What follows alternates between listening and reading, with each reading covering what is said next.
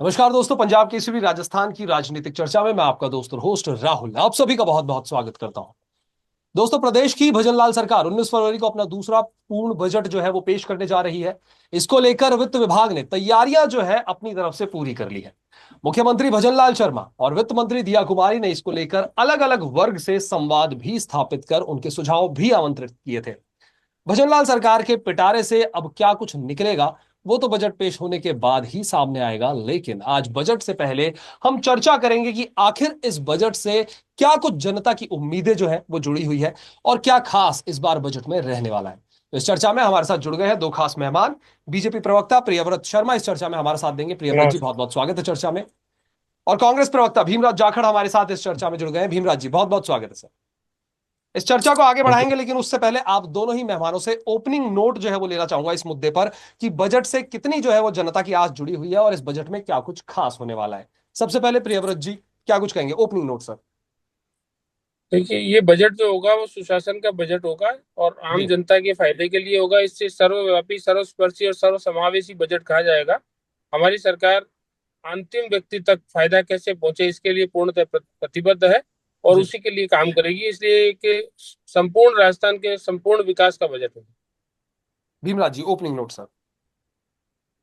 मैं तो इसके बारे में अब ज्यादा तो क्या कहें, इनको खुद को अपने आप देखना चाहिए। बट इतना कहना चाहूंगा कि जो प्रदेश की जो 80% आबादी गांव में निर्भर करती है, जी। क्या उन गांव के किसान मजदूर उनकी आवाज सुनी जाएगी? और क्या जो इन्होंने पिछले बजट में घोषणाएं की और क्या घोषणा पत्र जो चुनाव के समय इन्होंने जनता से वादे किए, क्या वो पूरे हो पाएंगे? जी। चलिए, ओपनिंग नोट के लिए बहुत बहुत शुक्रिया। इस चर्चा को आगे बढ़ाते हैं। बिमला जी, जैसे आपने कहा कि वो इनका टेक है क्या उस बजट में रहने वाला है, लेकिन आम जनता से जुड़ी हुई जो उम्मीदें हैं, जनता की जो उम्मीदें हैं, वो इस बजट में आएंगी या नहीं। केंद्रीय बजट भी आया अभी कुछ समय पहले, उसमें हम सब ने देखा क्या कुछ आया है निकल कर सामने। अब एक और राजस्थान सरकार का जो बजट है वो आने वाला है। तो क्या आपको क्या लगता है कि क्या कुछ होना चाहिए इस बजट में, क्या खास जो है वो हो सकता है, चाहे किसान वर्ग के लिए हम बात करें या स्पोर्ट्स सेक्टर के लिए बात करें, इंडस्ट्री सेक्टर के लिए बात करें, क्या कुछ चीजें हैं जिन पर ज्यादा फोकस रहना चाहिए इसमें। राहुल जी, मैं प्रमुखता से 5 बातें रखूंगा। जी। बजट आता है, सरकारें अपना बजट पेश करती है। जब जिस देश या प्रदेश की 80% आबादी गांव में निवास करती है और जो एग्रीकल्चर पर निर्भर हो, जी। तो हमारा ये मानना है कि प्रमुखता से उसको वरीयता दी जानी चाहिए और उनसे जो किए वादे पूरे होने चाहिए। जी। आज प्रदेश में सबसे जो भयंकर समस्या का दौर गुजर रहा है, आप जी। जालौर उठा लीजिए, भीलवाड़ा उठा लीजिए, चाहे बीकानेर डिवीजन उठा लीजिए, सिंचाई पानी को लेके आज किसान सड़कों पे बैठे हैं, आंदोलन कर रहे हैं। और गेहूं, जौ, चना, सरसों पकाई के ऊपर है, उनको 1 या 2 पानी की जरूरत है। पर प्रदेश की सरकार इसकी तरफ कोई ध्यान नहीं दिया। हम कहना चाहते हैं कि बजट में सबसे ऊपर सिंचाई की पानी रखी जाए, ताकि खाने के लिए अनाज हो, उसकी प्रायोरिटी दें और अनाजों जी। से भंडार भरा रहे। किसानों को नुकसान है, उससे जो इंडस्ट्रीज भी चलेगी, ताकि उद्योग धंधे भी उसी से चलेंगे और लोगों को रोजगार भी मिलेगा, पशुओं को चारा भी मिलेगा। तो उससे हर वर्ग का ध्यान रहेगा, चाहे डेयरी हो, चारा हो, अनाज हो और बेरोजगारी हो, हर चीज की तरफ ध्यान का। उससे सरकार का खजाना भरा जाएगा, जिससे मंडियों से टैक्स भी आएगा। सेकेंडरी बात कहता हूं जी। कि जो हरियाणा और पंजाब से गंदा पानी आता है, राजस्थान के 10 जिलों में आता है और कम से कम 2 करोड़ की आबादी, तो है उस गंदे पानी के ऊपर तुरंत रोके। क्योंकि बीकानेर, आप एक नोट करिए, इस चीज को इंपॉर्टेंट है और मेरे भाजपा प्रवक्ता में इनको भी कहूंगा इस चीज को विशेष तौर से नोट करना कि बीकानेर से ट्रेन चलती है, सॉरी, बठिंडा से ट्रेन चलती है, बीकानेर की ट्रेन, उसको कैंसर ट्रेन के नाम से जाना जाता है। और उसका मेजर कारण क्या है कि जो गंदा पानी अपने डालते आ रहे जी। हैं, सॉरी, पंजाब और हरियाणा, वो गंदा पानी गंग नहर, इंदिरा गांधी नहर, सरिंद फेडर और सिद्धमुख ब्रांच के जरिए राजस्थान की जनता को आ रहा है। और पीने का पानी तो करीब करीब 15 जिलों में जाता है और कैंसर फैलता जा रहा है। तो एक बड़ा चिंता का विषय।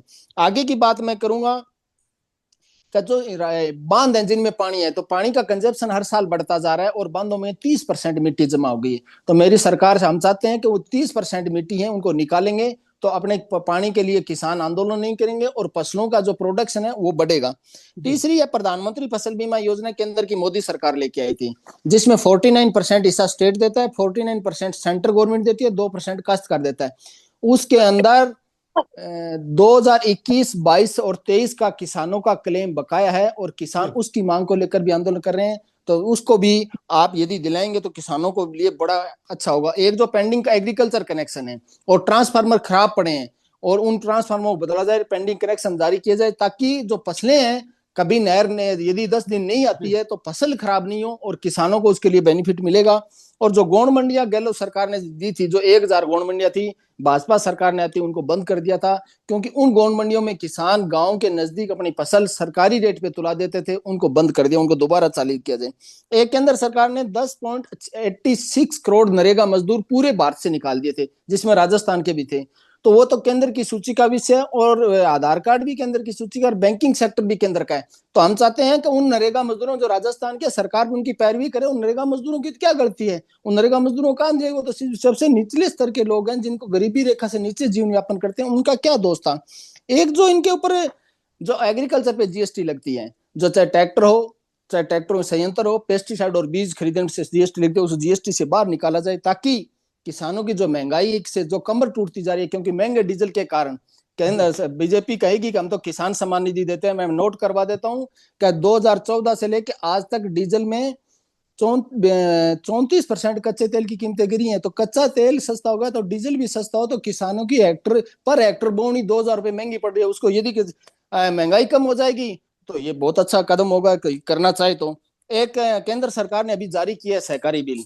उस सहकारी बिल की मंशा है कि सारी सोसाइटियों को एक साथ प्राइवेट हाथों में सौंपा जाए, तो उससे बाहर निकालने की कोशिश की है, वरना ये निजी हाथों में खेती और सहकारी विभाग जो आज तक मुक्त था, उसको उसको सहकारी विभाग को जो बिल लाए उसके अंदर नहीं लिया जाए। एक जो कुर्की हो रही है, अभी मेरे मित्र को मैं नोट कराना चाहूंगा कि गंगानगर, हनुमानगढ़, बीकानेर, चूरू के अंदर जो एनबीएफसी और बैंक, प्राइवेट बैंकों द्वारा किसानों के घर और कुर्कियां की जा रही है। आप कह रहे हैं कुर्की नहीं दोगे, हनुमानगढ़ भूमि विकास बैंक ने अभी 4 खेतों की कुर्कियां की, आप नोट कीजिएगा इस बात को। तो उसको कुर्कियों से किसानों को मुक्ति दिलाई। जो अनाप शनाप जो इंटरेस्ट और पेनल्टियां एनबीएफसी कंपनियों द्वारा थोपी जा रही है, और ये एनबीएफसी केंद्र की सूची का विषय है, और आपकी डबल इंजन की सरकार है, तो आप इस पे ध्यान दीजिएगा कि उनके अनाप शनाप ब्याज और पेनल्टियां जो ठोकी जा रही है और किसान इससे दबते जा रहे हैं, तो इसे बाहर निकालने की कोशिश कीजिएगा।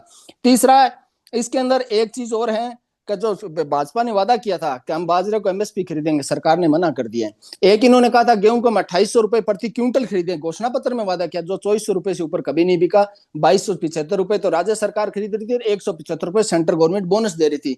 तो ये तमाम सवाल है, बाकी देखते हैं कि भविष्य गणित में सवाल है कि कितना किसानों के प्रति ये करते हैं। और एग्रीकल्चर शिक्षा को यदि बढ़ावा देंगे तो 80% आबादी इसमें कवर हो पाएगी, और यदि एग्रीकल्चर बढ़ेगी तो दुग्ध उद्योग के धंधे बढ़ेंगे और मंडियां बढ़ेगी, मंडियों से सरकार को रेवेन्यू बढ़ेगा। चलिए, प्रियव्रत जी का रुख करेंगे। प्रियव्रत जी, तमाम आपने भीमराव जी की बातों को सुना, तमाम मुद्दे, हालांकि भजनलाल सरकार की अगर मैं बात करूं तो खुद भजनलाल, सीएम भजनलाल जो है वो खुद बैठ के ली है, उन्होंने जानने की कोशिश करी है कि आखिर जनता के मुद्दे क्या है जिन्हें बजट में शामिल किया जा सकता है। सेंट्रल बजट में भी मिडिल क्लास को ऐसी बातें निकल, राहत का जो है आपने बात कही कि राहत मिली है काफी हद तक।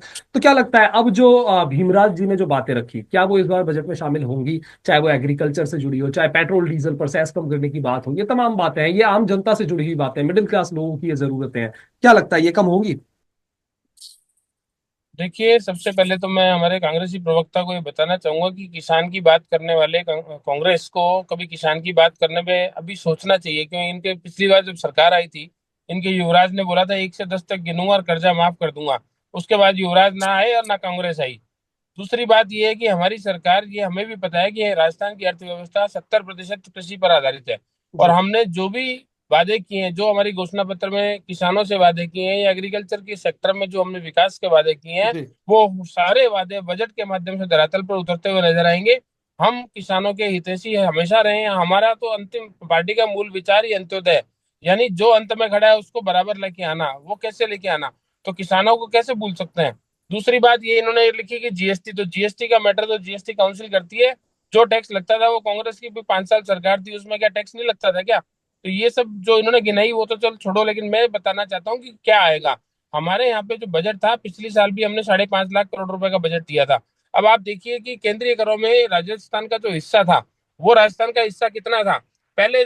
2004 से 14 के बीच में जब कांग्रेस की सरकार थी, तो टोटल 10 साल के अंदर केवल 54,000 करोड़ रुपए मिला, यानी 5,400 करोड़ का औसत।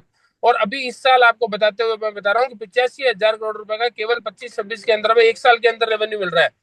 दूसरा, केंद्रीय करों के सेंट्रल गवर्नमेंट से सब्सिडी 4 से 14 के अंदर 3700 करोड़ रुपए के आसपास थी, जो अभी 20,000 करोड़ रुपए से ऊपर हो गई, यानी 4 गुना से ज्यादा हो गई है। हाईवे कैसे बना रहे हैं, रोड कैसे बन रही है, किसानों के ड्रोन टेक्नोलॉजी का भी हमने बोला है कि ड्रोन टेक्नोलॉजी से किसानों को कैसे उन्नत किया जाए। 126 जिलों को सेंट्रल गवर्नमेंट ने भी अभी चिन्हित किया है बजट में कि उनकी कृषि की उत्पादकता को कैसे बढ़ाया जाए। तो जी हमारी डबल इंजन की सरकार कंधे से कंधा मिलाकर किसान, युवा, महिला और बेरोजगार चारों के लिए काम करेगी, और वो चारों के लिए प्रतिबद्ध है। हमारी 4 जातियां प्रधानमंत्री जी ने बताई है कि ये बजट जो हमारा, जो भी योजनाएं होगी, जो भी सरकार के कार्य होंगे, वो युवा के लिए होंगे, महिला के लिए होंगे, किसान के लिए होंगे और बेरोजगार के लिए होंगे, गरीब के लिए होंगे। जी प्रियव्रत जी, आपने किसानों की बात करी, महिलाओं की बात करी, युवाओं की, बेरोजगारों की बात करी, भर्तियां निकालने की भी लगातार बीजेपी सरकार जो है, आ रहा हूं सर भीमराज जी आपके पास, भर्तियां निकालने की भी तमाम बातें जो है बीजेपी सरकार करती है। बड़े प्रोजेक्ट्स हैं कई जो है राजस्थान में आने की बात चल रही है, ईआरसीपी हो गया, मेट्रो प्रोजेक्ट हो गया, तो इन सब के लिए फंड जो है वो कहाँ से आएगा? देखिए, फंड्स की बात जहां तक है, हमने जब कांग्रेस सरकार आई थी तो उन्होंने राइजिंग राजस्थान किया था लास्ट में, जबकि लास्ट में कि भी 1 साल कर दो और खाना पूर्ति कर दो, हो गया अगला जाने। जी हमारे जो यशस्वी मुख्यमंत्री भजन लाल जी है, उन्होंने जिस दिन शपथ ली उसी दिन सोच लिया कि मुझे राज्य का राजस्व कैसे बढ़ाना है, क्योंकि खर्चा करने के लिए आय भी चाहिए उतनी रिलेटिवली। आज 5.5 लाख करोड़ का बजट है, 5.5 लाख करोड़ के अंदर हमारे पास इनकम कितनी है? आज जी हमारा इंडस्ट्रियलाइजेशन कुछ भी नहीं हुआ है। जीएसटी से जो इनकम हमारी 11% है, वैट से हमारी 4% है, जी स्टैम्प ड्यूटी और सबसे मिलाकर के 3% है, बाकी सेंट्रल गवर्नमेंट का 16%, यानी 32% हमारा केवल जो खर्चा कर रहे हैं उसका केवल हमारी रेवेन्यू है, बाकी तो हम कर्जे ही लेते हैं। तो जो हमने सरकार 2017 में इनको दी थी, 37,000 रुपए का कर्जा था पर राजस्थान के ऊपर, पर व्यक्ति के ऊपर। आज वो 74,000 रुपए का कर्जा हमारे पास हो गया है जब हमने अब सरकार ली है। तो हम ये सुनिश्चित करने के लिए मुख्यमंत्री भजन लाल जी ने पहले ही साल में राइजिंग राजस्थान किया और 35 लाख करोड़ रुपए के एमओयू किए, जिसमें से 10 लाख करोड़ रुपए के एमओयू धरातल पे हैं, क्योंकि इंडस्ट्रियलाइजेशन हुए बिना जीएसटी की इनकम नहीं हो सकती। और हमारी जो मूल इनकम किसी भी राज्य की, प्रदेश की होती है, वो मूल इनकम होती है जीएसटी से इनकम। तो जी वो इनकम यदि हमारी बढ़ेगी तभी हमारा डेवलपमेंट हो सकता है, और उसके बाद हम कैपेक्स पे ध्यान देंगे। केवल पैसा उधार लेना और बांट देना नहीं, कैपिटल जितना इंफ्रास्ट्रक्चर के ऊपर डेवलप करेंगे, जितना हम खर्चा हमारी राज्य की संपदा बढ़ाने में करेंगे, उस संपदा से लॉन्ग टर्म के अंदर हमारे पास जो इनकम जनरेट होगी वही हमारा कल्याण कर सकती है। तो मुख्यमंत्री जी का विजन बिल्कुल क्लियर है, और उन्होंने पहले ही साल में राइजिंग राजस्थान करके, क्योंकि 4 साल उनको उसमें जवाब देना है जनता को जी और सबको जवाब देना है, तो वो उनका नीयत भी साफ है एकदम, और उनका प्लान ऑफ एक्शन भी साफ है। और 1 साल में जो ये काम कर रहे हैं वो उसकी गति से पता लग रहा है कि उनका किस डायनेमिक मोड पर वो प्रदेश को ले जाकर विकास की ओर ले जा रहे हैं। चलिए, भीमराज जी का रुख करेंगे। भीमराज जी, आप कुछ कहना चाह रहे हैं, वो भी अपनी बात भी रखिएगा। साथ ही मेरा एक सवाल है कि कांग्रेस सरकार की अगर बात करूं, पिछला जो कार्यकाल कांग्रेस सरकार का रहा, पिछले समय जब गहलोत साहब सीएम थे, तो उस समय जितनी भी बड़ी योजनाएं थी वो आखिरी समय में, जो आखिरी साल था सरकार का, उस समय वो लेकर आए। तो अगर कांग्रेस सरकार के पास वित्तीय प्रबंधन था तो इन योजनाओं को पहले क्यों नहीं ले आया गया? राहुल जी, मैं बिल्कुल आपकी बात का जवाब दूंगा। कई जी योजनाएं सरकार आने के बाद एनालिसिस भी करना पड़ता है और योजनाओं को लागू करना पड़ता है, और धरातल पे योजनाएं उन्हें बिना सोचे समझे निकाल दी जाए तो योजनाओं का उसको धरातल पे आप लागू भी नहीं कर सकते। ये होता है इसका फंडा। दूसरी जी बात, और फिर उसके लिए यदि सरकार आने के बाद, सरकार चालू होने के बाद उसके टीमें बना के कहीं दूसरे स्टेट में कौन सी योजनाएं चल रही है, कहीं दूसरे देश में चल रही है, तो वहां टीमें भेजी जाती हैं। अभी यहाँ से जयपुर ग्रेटर नगर निगम जो बीजेपी का बोर्ड है, यहाँ से टीम भुवनेश्वर अध्ययन करने के लिए गई थी, तो जी उसलिए टाइम लगता है। मैं मेरे मित्र से आपके माध्यम से सवाल करना चाहूंगा कि मैंने तमाम सवाल पूछे थे। मैंने, आप कह रहे थे कि हम खजाना भरेंगे, हम ये करेंगे, हम ये करेंगे, कैपिटलिज्म करेंगे, जीएसटी लेंगे। जी तो मैंने जो सवाल पूछा था कि 80% आबादी जब एग्रीकल्चर पर निर्भर हो, मैंने सिंचाई के पानी का मुद्दा पूछा था, उसका ये जवाब नहीं दे पाए। मैंने ये पूछा था कि आपने घोषणा पत्र में 2023 के विधानसभा चुनाव में वादा किया था कि बाजरा एमएसपी पे खरीदेंगे, और आपने डॉक्यूमेंटली मना किया है। गेहूं का आपने 2800 रुपए खरीदने का किया था, जो 2275 रुपए आप दे रहे हो और 175 सेंट्रल गवर्नमेंट देके 2400 रुपए खरीदे, उसका आपने जिक्र नहीं किया। नहरों के गंदे पानी का मैंने आपसे सवाल पूछा, उसका आप जी जवाब नहीं दिए। पेंडिंग एग्रीकल्चर कनेक्शन का पूछा, उसका आप जवाब नहीं दे पाए। 35% ग्रामीण बैंक केंद्र सरकार का हम घटाएंगे हटाएंगे, उनका आप जवाब नहीं दे पाएंगे। तो मैं पूछना चाहता हूं कि आप बजट में फिर करना चाह रहे हो, जो जनता से जुड़े मुद्दे मैंने पूछे हैं, कोई आरोप प्रत्यारोप नहीं लगाइए, जनता से जुड़े हुए मुद्दे हैं जिनका मैंने जिक्र किया। अब मैं एक चीज और जिक्र करना चाहूंगा, सीएडी एक डिपार्टमेंट होता है जो जी। नहर खाड़ों का रिनोवेशन कर दिया। इनकी सरकार आने के बाद इंदिरा गांधी नहर का रिनोवेशन रोका गया। वो अब की बार देखते हैं चालू होता है कि नहीं, पर रोका गया। और इन्होंने एक गलत फैसला ये लिया कि पंजाब को परमिशन इस बात की दे दी फरवरी के अंदर, बोले आप नहरबंदी कर सकते हैं। और किसान इसीलिए आंदोलन कर रहे हैं कि इन्होंने बिना सोचे समझे नहरबंदी दे दी। और फसलें जो गंगानगर हनुमानगढ़ जो अन्न का भंडार जिसको कहते हैं वो भरते हैं। आज किसान सड़कों पे बैठे हैं और आज 10 दिन हो गए वो हाईवे बैठे हैं, बोले हमारी फसलें पकाओ पे आप 2 पानी दे दीजिए ताकि हम कह दें।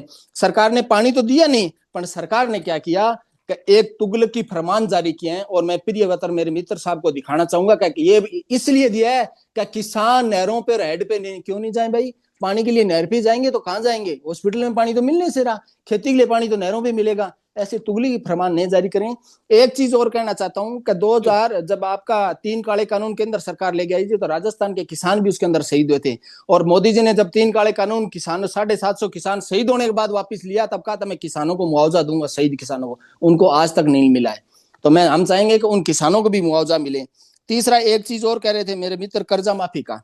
मैं आपको कहना चाहता हूं कि राहुल गांधी ने जरूर वादा किया था 19,000 करोड़ रुपए जो सहकारी बैंक है जो केंद्र राज्य सरकार की सूची का विषय उसका माफ कर दिया गया। गहलोत सरकार ने 4 पत्र लिखे थे, क्योंकि बचे हुए जो बैंक है राहुल जी वो केंद्र की सूची के विषय हैं। और केंद्र सरकार को कहा था कि आप हमें निर्देशित कर दीजिए और आप हमें गाइडलाइन जारी कर दीजिए और आप हिस्सेदारी दे सकते हैं तो आप दे दीजिए, ताकि हम लोग इसमें कर्जा माफी की घोषणा कर सकते हैं और किसानों को लाभ दे सकते हैं। क्योंकि केंद्र की सूची के विषय उसको तो केंद्र ही करेगा, पर उससे निर्देश तो केंद्र से लेने पड़ेंगे। और सहकारी बैंक था उसका माफ हो गया था। आप पूरी जानकारी लेके आइए, क्योंकि आप पूंजीपतियों का 14,56,000 करोड़ रुपए कर सकते हो, किसानों का 2 लाख करोड़ रुपए कर्ज करने में आपको परेशानी होती है। क्योंकि आपकी सरकार ने किसानों को कभी आतंकवादी कहा था, कभी खालिस्तानी कहा था। और आज किसान गढ़साना रावड़ा में, एक सेकंड कंक्लूड कर रहा हूं, उसी जगह आंदोलन कर रहे हैं जहां बीजेपी वसुंधरा सरकार ने 7 किसानों को निहत्थे किसानों गोलियों से बूंदा था। आज किसान वही आंदोलन कर रहे हैं भीलवाड़ा गोदर का सोयला गोली कांड के अंदर, जहां किसानों को गोली, किसानों को पानी चाहिए और पानी के कुओं पे बिजली चाहिए। उन चीजों का मुख्य मुद्दा है, उसका जिक्र करोगे और दोगे तो ये जीएसटी भी बढ़ जाएगा, बेरोजगारी भी कम होने के चांस हो जाएंगे और अनाज देश के बढ़ जाएंगे। और एक चीज इंपॉर्टेंट ये है कि आपकी सरकार ने 2018 के बाद एफसीआई का फंडिंग रोक दी है, जिसमें गेहूं का स्टोर होता है। और गेहूं इतना स्टोर होता है कि हिंदुस्तान को 10 साल तक सोचने की जरूरत नहीं पड़ती। आप एफसीआई का फंडिंग भी जारी करने की बात करें। और यूरिया डीएपी के लिए जो किसान लाइनों में लगे थे और जिसकी शॉर्टेज थी, तो आप उसको भी जरूर दूर करिए ताकि किसानों को परेशानी का सामना नहीं करना पड़े। चलिए प्रियव्रत जी, तमाम जो बातें हैं भीमराज जी ने रखी उनके भी जवाब चाहेंगे। साथ ही साथ एक हाल ही का एक बड़ा मुद्दा है हैंडीक्राफ्ट। हैंडीक्राफ्ट जो है राजस्थान में काफी बड़े पैमाने पर किया जाता है, एक्सपोर्ट भी होता है।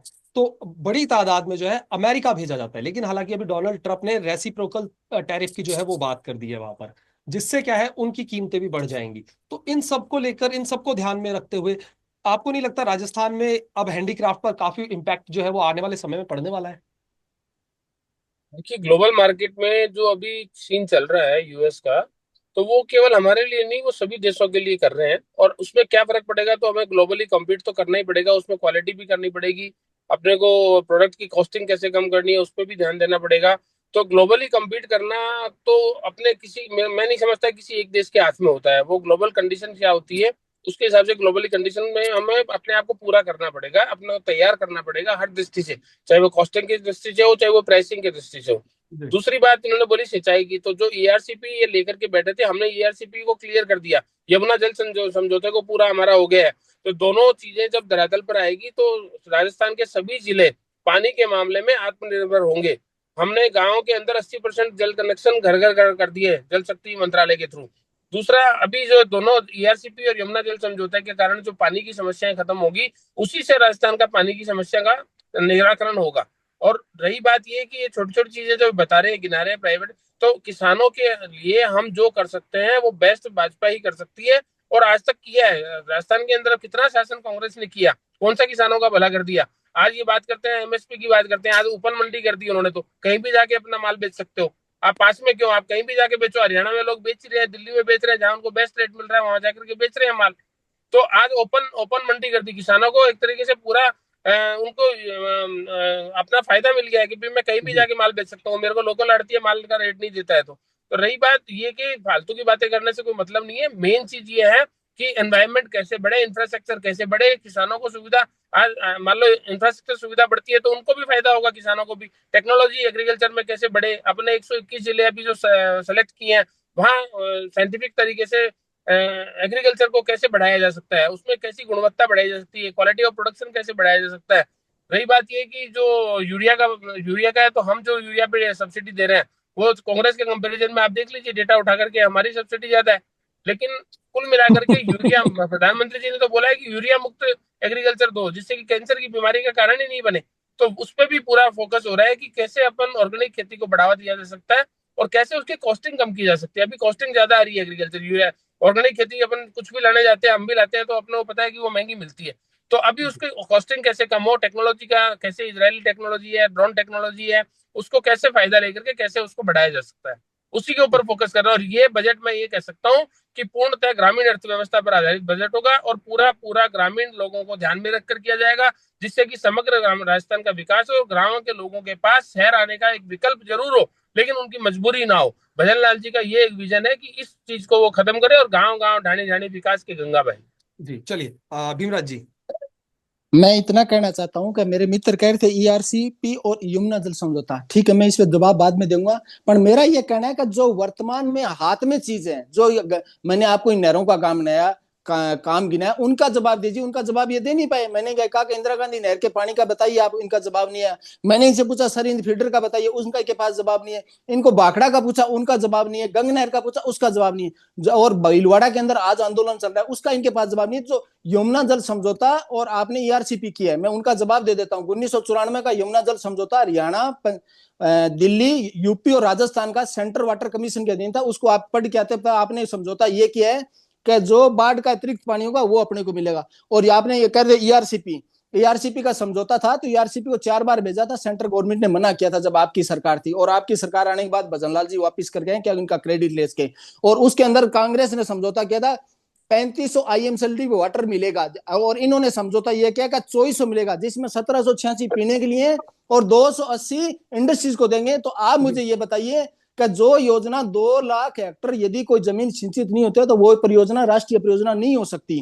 तो हम पूछना चाहते हैं कि इसको राष्ट्रीय परियोजना आप कैसे घोषित करोगे। और जो इनका एमओयू है, लोगों ने आरटीआई के थ्रू मांगना चाहिए, इन्होंने जनता के सामने नहीं किया। प्रोजेक्ट कोई कांग्रेस बीजेपी का तो नहीं, ये तो राजस्थान की जनता का प्रोजेक्ट है, जनता के लिए है। तो उस एमओयू को आप जनता के सामने रखिए, वो जनता के सामने रखा नहीं।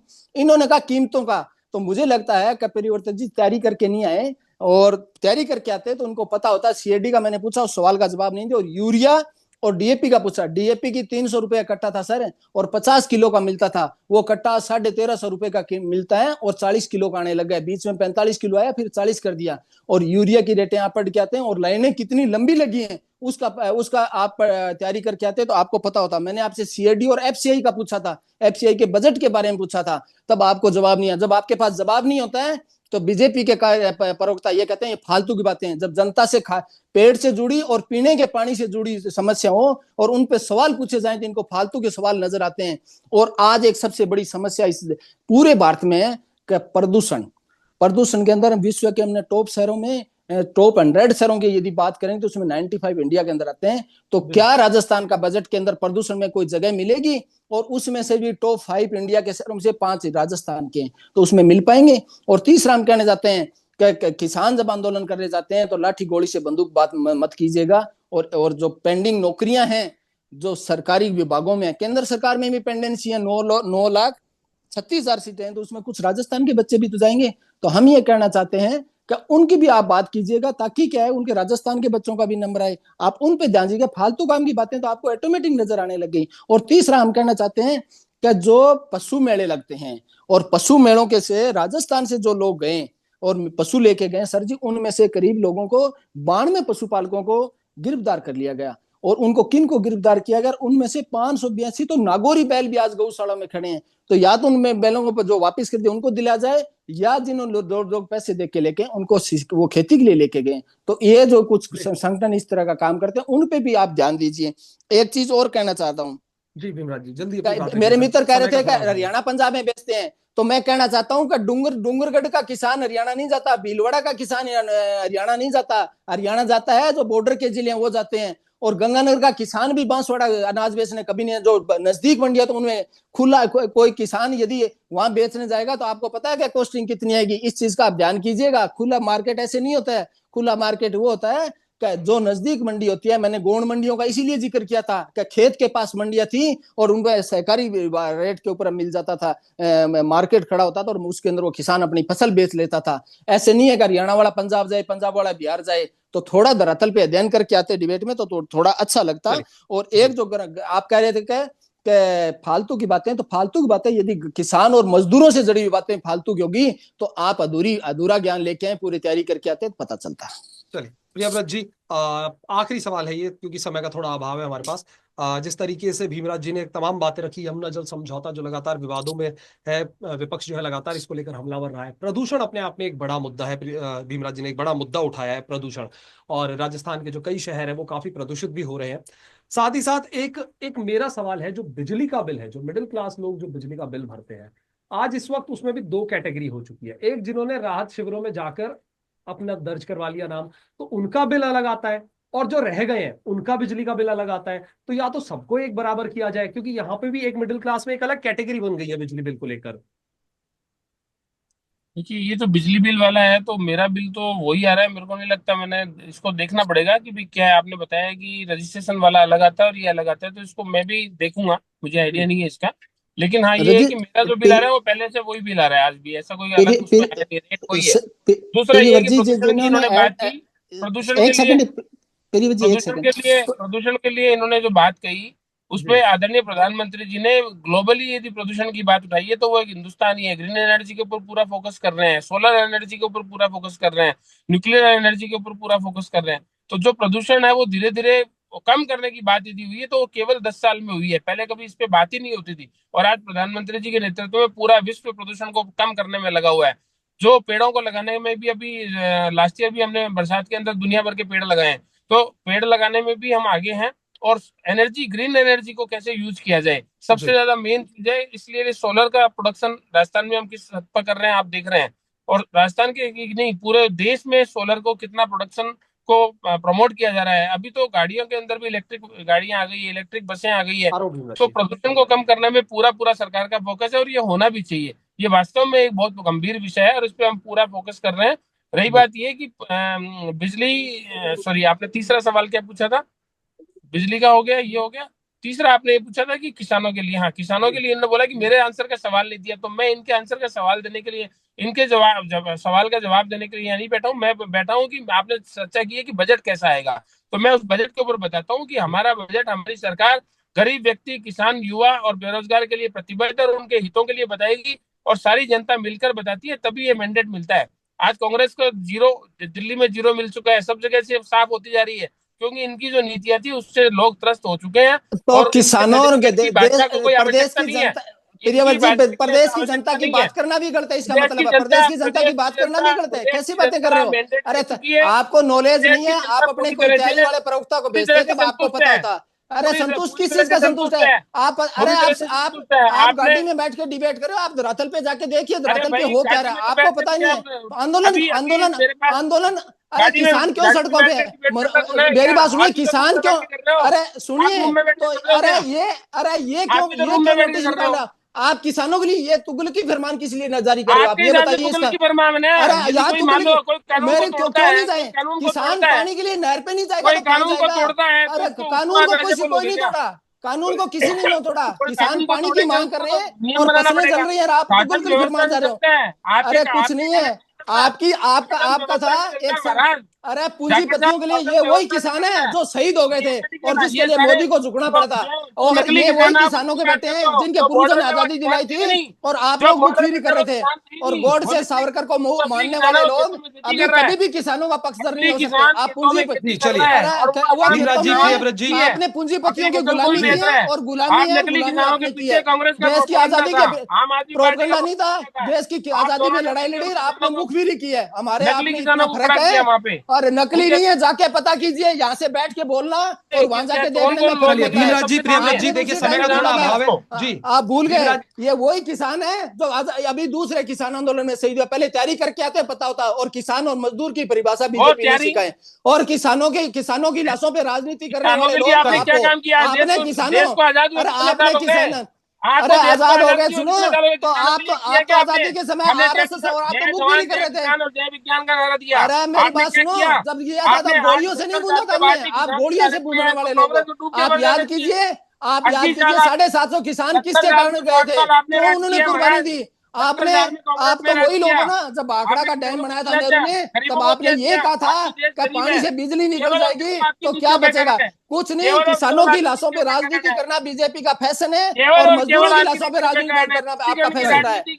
इसलिए मैं कहना चाहता हूँ प्रियव्रत जी, बीजेपी अपने आईने में प्रियव्रत जी, जाके, भीमराज अपने जी, गिरेबान में उसके अलावा जाके आपने कुछ भी नहीं किया। किसानों पे बोलने का हक बीजेपी को 70 साल 1% नहीं है। आपको भी बिल्कुल नहीं है। आप दोनों ही मेहमानों से आप रिक्वेस्ट पहले करना चाहूंगा, पता कर समय लेना, जो है वो और समाप्त हो मैं चुका है पूछना चर्चा चाहता का हूँ, जी। और किसानों से जमीन लूटने का नया प्रोपेगेंडा ये बीजेपी चलिए, का, चलिए, आपके अधिकारी भीमराज जी। किसानों से जमीन रिश्वत में मांग रहे हैं, आप भूल भीमराज जी, जाते प्रियव्रत हो। जी। और ये नौकरियां हैं, आप इनको दीजिए देश की जनता को, तब आपको पता चलेगा। पहले अपने चलिए। गिरेबान में जाके, और किसानों चलिए, पे चलिए, राजनीति करना भीमराज जी। बीजेपी का कोई हक नहीं है, क्योंकि भीमराज गोलियों जी। से बूंदने वाले लोग किसानों पे बातें नहीं जो कर युवराज सकते। 1 से 10 तक जो खर्चा माफ अरे कर जो देता है, युवराज वो माफ करके युवराज गए थे, नहीं करता। आप पूंजीपतियों का माफ कर रहे हो, और भीमराज उन्होंने जी, गरीबों का प्रियव्रत माफ जी। किया था। आपने गरीबों को, देश को लुटाया है। एक डायलॉग चल पड़ा है कि रेल बिक गया, तेल बिक गया, बिक गया हवाई अड्डा, ये देख के खुश हो रहे हैं जेपी नड्डा। अरे पूंजीपतियों की गुलामी से बाहर आइए, देश में गरीब मजदूर किसान दलित आदिवासी चलिए, आप दोनों ही मेहमानों का देखिए समय जो है वो चर्चा का समाप्त हो चुका है, समय की अपनी आपको अवधि लेवल है, देखना चाहिए, और समय जो अपने है इस गिरेबान चर्चा में का जो बीजेपी था जाके वो और समाप्त पता हो चुका है। चलिए। और याद रखना, जी। गडसना रावला दोबारा हो रहा है, आपको आईना दिखा देंगे, आईना और चलिए, चलिए। चिंता मत करना, और आपका प्रियव्रत जी, इलाज भीमराज पक्का जी, कर देंगे। प्रियव्रत जी, भीमराज जी, देखिए चर्चा में फिर किसी और दिन दोबारा जुड़ेंगे, लेकिन फिलहाल जो है इस चर्चा का समय जो है वो समाप्त हो चुका है। आप दोनों ही मेहमानों का इस चर्चा में हमारे साथ जुड़ने के लिए बहुत बहुत शुक्रिया। तो दोस्तों, जैसा आप सभी जानते हैं, प्रदेश की जो भजन लाल सरकार है 19 फरवरी को अपना दूसरा जो है पूर्ण बजट जो है अब जल्द ही पेश करने वाली है। हालांकि आम जनता की इस बजट से काफी उम्मीदें हैं। केंद्र बजट भी जो है अभी कुछ समय पहले ही आया, जिसमें आम आदमी जो मिडिल क्लास है उनके लिए काफी राहत भरा रहा। लेकिन राजस्थान का जो बजट अब आने वाला है पूर्ण बजट, उसमें क्या कुछ देखने को मिलेगा, आम जनता की कितनी उम्मीदें पूरे होंगी, ये पिटारा अब जल्द ही खुलने वाला है और सबके सामने आ जाएगा कि आखिर राजस्थान के इस बजट में है क्या। लेकिन फिलहाल के लिए इस चर्चा में इतना ही। मुझे और हमारे दोनों मेहमानों को दीजिए इजाजत। नमस्कार।